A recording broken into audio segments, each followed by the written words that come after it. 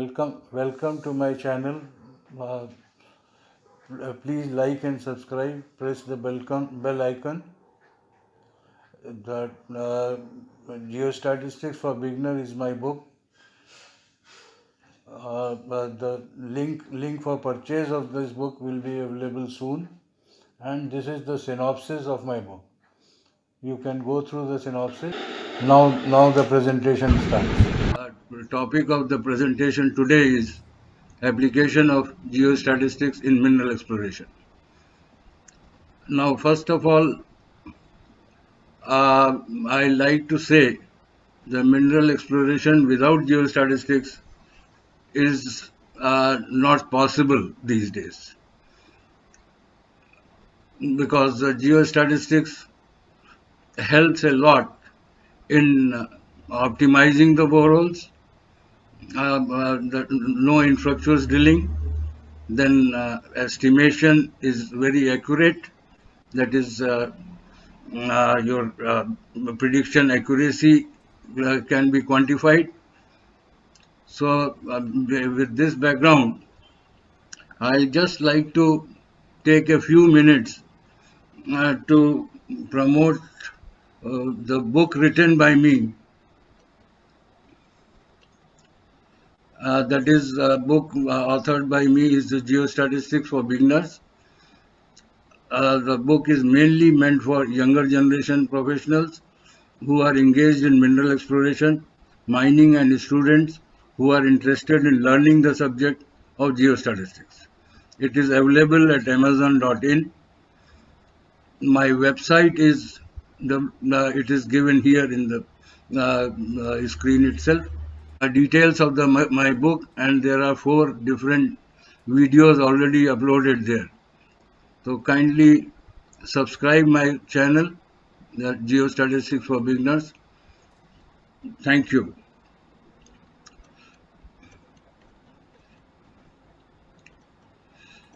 So now we start with the introduction.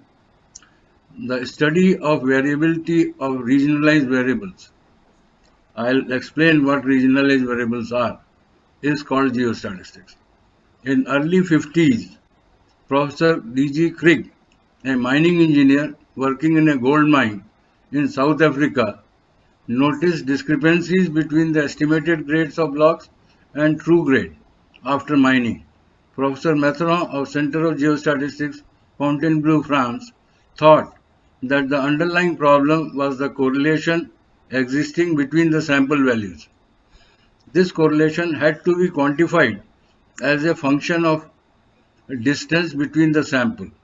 He came out with a theory of spatial correlation between the sample values and called such variables as regionalized variables. Now it is clear that what are regionalized variables, which have spatial correlation. They are called regionalized variables. Root cause of the wrong estimation was that the distance between the samples was not being considered while estimation. So that was the main problem. Now I am not able to go to the next slide. No, just tell me. Just next slide, please. Yes, go ahead. Now I come to the difference between the conventional statistics and geostatistics. The difference is that in conventional statistics, one deals with random samples, that is irrespective of location of sample. While in geostatistics, spatial variability is studied and try to capitalize on this knowledge. An estimator called kriging, named after Professor Krigge, was developed for estimation of ore reserves and grade. Kriging is also termed as BLUE, B-L-U-E, Best Linear Unbiased Estimator. By this method, estimation error can be quantified, thus giving the prediction accuracy, which is so important for taking an investment decision before opening of a mine after exploration. Next, please. So let us answer this question first. When to apply geostatistics? Geostatistics is an independent scientific discipline, interdependent. It is not independent. It is interdependent scientific discipline rather than a standalone technique. It has become a tool available to geologists and mining engineers for the purpose of characterizing a mineral deposit. A geostatistical study properly carried is generally expensive and time consuming and not cheap and fast because of use of a computer. Because what I mean to say, it is not cheap. It takes a lot of time. Just for preparation of the data, it takes almost 80% of the time, error-free data. And after the data is prepared, it takes only 20 minutes by pushing a button of a computer.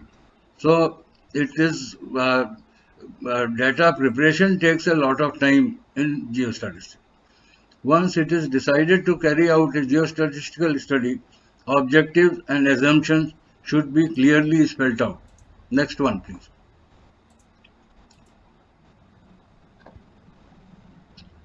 What? So what is expected of geostatistics is the first point. What kind of results are to be estimated? This has to be clearly put into the mind and clearly spelled out. That is whether in situ geological results or recoverable mining results. Then what is the end use of estimated results? Ore reserve reporting, feasibility study, production planning. These are the three main end uses. What are the relevant geological characteristics of the deposit? This is the third point, which is very important, which is to be considered at the time of start of the geostatistics study. Geological characteristics may vary from deposit to deposit, whether homogeneous, bedded type, vein type, or disseminated type, or might be hydrothermal and many other types.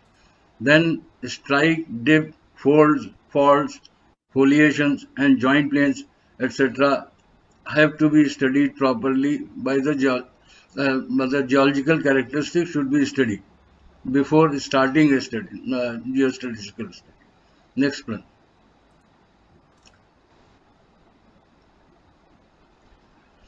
Now, the fourth point is data considered should be clearly spelled out. Primary assay data. I will emphasize on this. Primary assay data on trace cutoff. No economic cutoff should be considered at the time of selection of the data.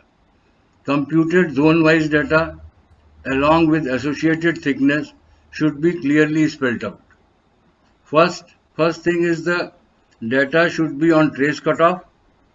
Then on that data, computed zone-wise data by compositing it should be prepared along with the associated thicknesses, and this should be very clearly spelled out. The fifth point is what are geologists' views on continuation of mineralization. Geologists' interpretation on the basis of exploration data with the help of geological sections, LV section. Geological sections means the cross sections along the strike and along the dip also. LV section and level plans, etc. on continuation of mineralization in depth. So his views are to be considered about the continuation of mineralization in depth and strike and along the strike. Then sixth point is in case of mineable reserves, what type of mining is envisaged, open cast or underground, what cutoff grade is to be considered. Because cutoff grade is to be considered in the beginning itself, because with change in cutoff grade, shape of the ore deposit changes, and on the shape of the ore body, type of mining envisaged and mining equipment used will also depend. So it should be known prior to that, discussing with the mining engineer and the geologist. So make sure that there is proper coordination amongst the entire team, project geologist, mining engineer, and a geostatistician. Next, please. Now, steps involved in a geostatistical study. Now, once we decide to start a geostatistical study, so it has to be followed step by step. Not a single step should be left behind. Collect and check data. Error-free data should be ensured before starting the study. Discuss with the project geologist type of sampling procedures followed.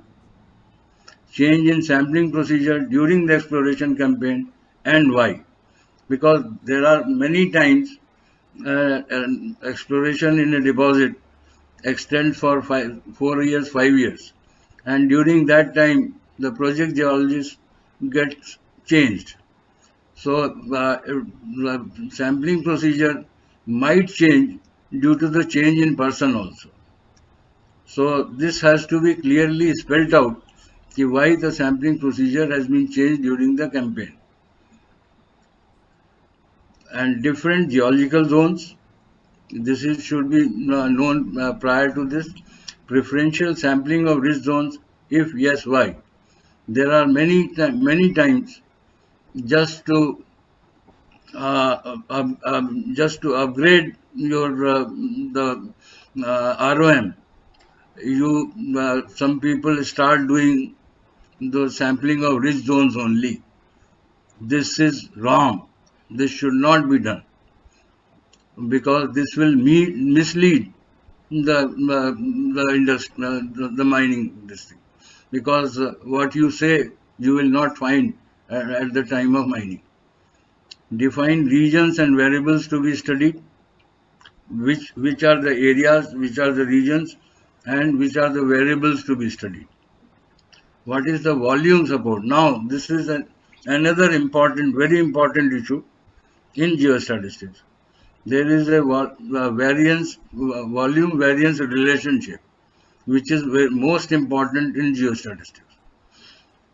Whether the data is borehole data is having a point support. Channel sample data, pit sample data, or exploratory mining data. All of them have different volume support.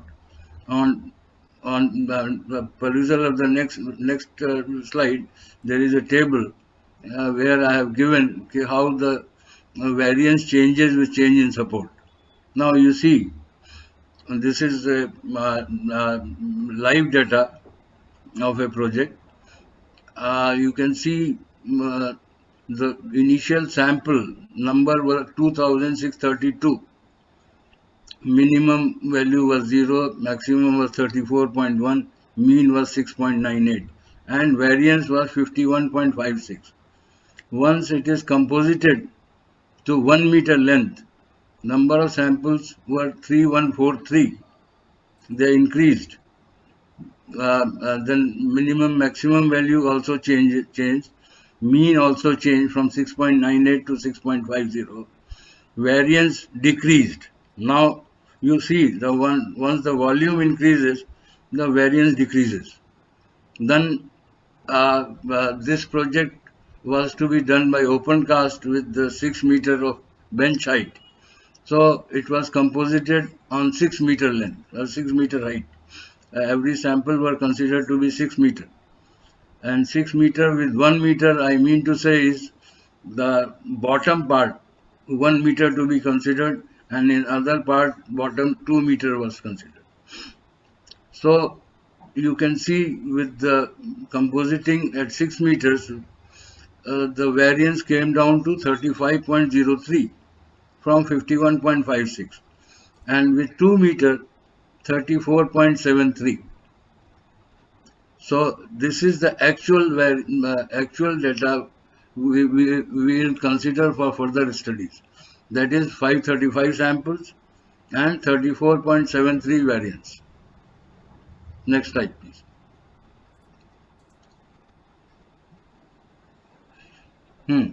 Now, this is problem. Now, after preparation of the data, basic statistical studies This can be removed or not? I Shall I don't go know. next? No. Okay. Basic statistical tests to be carried out to understand the behavior of the variable. That is mean, variance, standard deviation, scatter plot, frequency distribution, and histogram. This is figure 1. This is the raw histogram of P2O5 after compositing. So now you can see in this itself minimum, maximum, mean, variance, etc. Everything is given here. Next slide, please.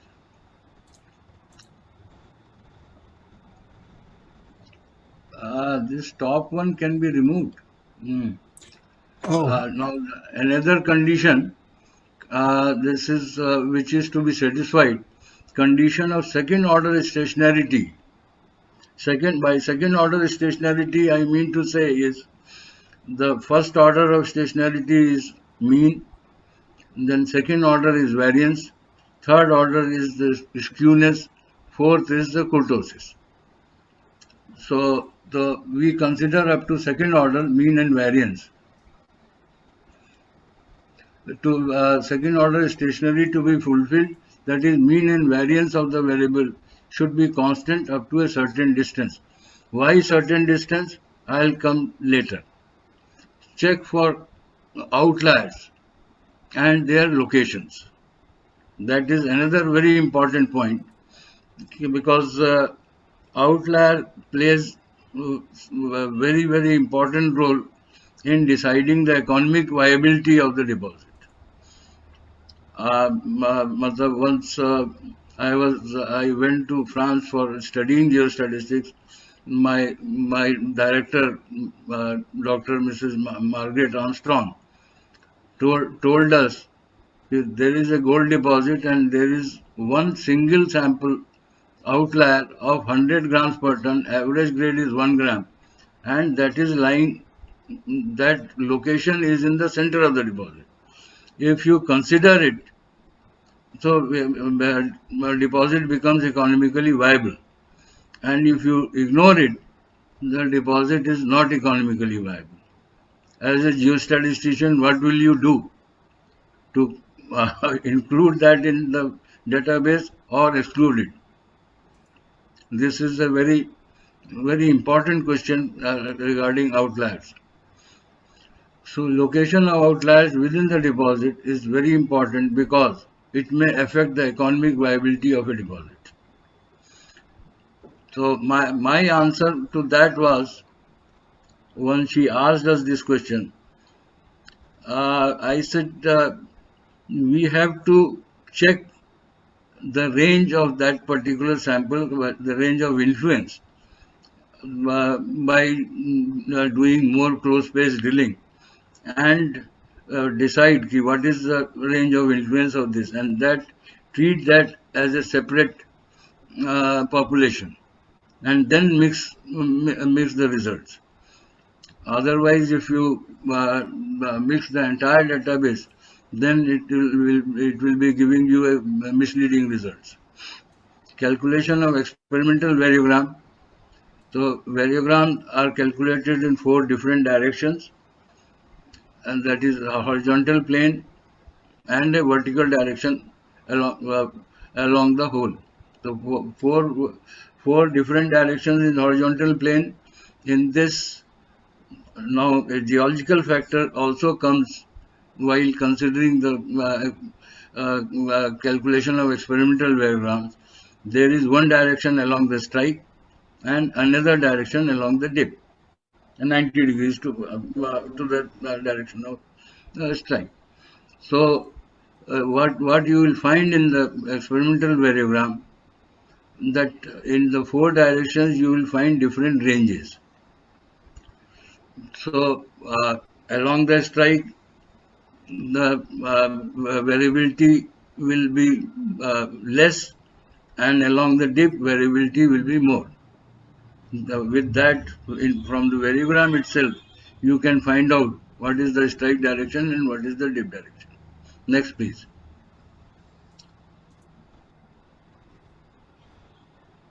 Now, this is the fitting of variogram model. This I have done the fitting of the three-dimensional variogram model. That is a uh, spherical model. You can see this one is along the vertical direction. You can see the difference in range from along the dip and along the strike and along the vertical direction.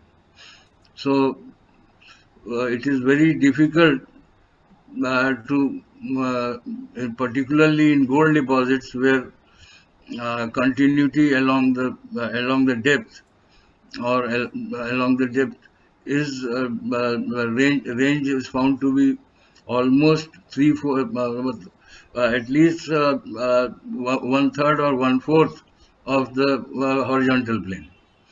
So it is very important to consider in the vertical direction. Then finally, the use of variogram parameters. Nugget effect. Nugget effect is in of a variogram is the short distance variability. The variogram which have nugget effect will not start from zero. They will start somewhere from the y-axis from the top. This portion on y-axis is called the nugget effect or C0, and the highest point on the y-axis when the variogram flattens, that distance is called the C. C plus C0 is total C. That is total sill of the variogram. And where it touches the horizontal, that is the distance is called the range of the variogram. So nugget effect, sill, and the range. These are the three different parameters of a variogram which are used for interpolation of variable using Kriging. Next, please.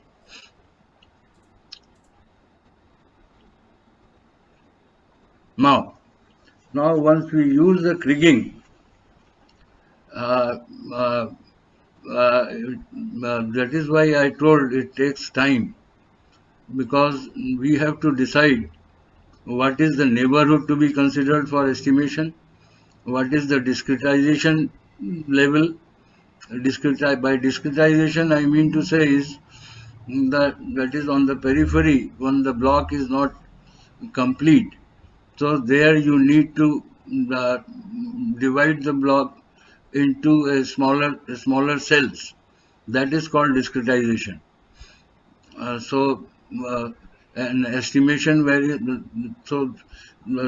these three factors, neighborhood area, discretization, play a very important role in getting the results. Now you can see here, I have done around 5, 6, 7 different combinations just to decide in which combination I get the minimum estimation variance. That is to be tried for the final estimation. You can find here neighborhood 5 block by 5 block in X and Y and 7 blocks in Z. Then discretization 5 by 5 by 1. Estimation variance is 2.94. It is the least from all the other cases. Then the mean of covariance of the block, correlation, these are all factors. Once you do the Kriging, you get a table like this. So finally, once we decide to do the Kriging with this combination of neighborhood and discretization, then we get the minimum estimation variance. That is, minimum estimation variance means minimum estimation error, and that is your higher prediction accuracy. This is the most important. In geostatistics, you can quantify the prediction accuracy. Next, please. Now, once we make a block model and we Krig that block model, then we can slice them at different slices we can see. So this is one slice I am showing because it depends. Once you have open cast mining of 6 meter height of a bench, then you should have every 6 meter a slice of the creaked grade and creaked variance. So this is one of the slices. This slide shows very clearly. Okay, this is the creaked grade and this is the creaked variance. So you can just see, okay, the portion where the grade is estimated to be higher, the variance is lower. That means your estimation is more reliable in this area. Where creaked variance is more, then you have to do something to improve your prediction accuracy. So this slide shows section-wise creaked grade and creaked variance is depicted in figure 4 and 5. It can be seen that both are inversely proportional, that is, in blocks where grade is estimated to be higher, creaked variance is lower. In other words, estimation is more reliable. So in the last, misuse of the technique can lead to disappointment if not damaging results. Next one. Advantages of geostatistics. Optimization of sampling grid, automatic contouring, grade control problems can be tackled to keep the run of mine grade within predetermined limits, volume variance relationship, 2D and 3D block model with estimation of block-wise grade and tonnage with prediction accuracy, mine planning and production schedule planning, mineral deposit simulation. Limitations. Now I come to the limitation part. Sufficient quantitative data must be available to allow the study of spatial variability. That is, sufficient data should be available to allow the study of spatial variability. A problem to be solved must be amenable to the interpolation technique. That means, once again I come back to the regionalized variable. That is, they must be spatially correlated. Then only they are amenable for interpolation technique. In geostatistics, big is not necessarily beautiful. Next one.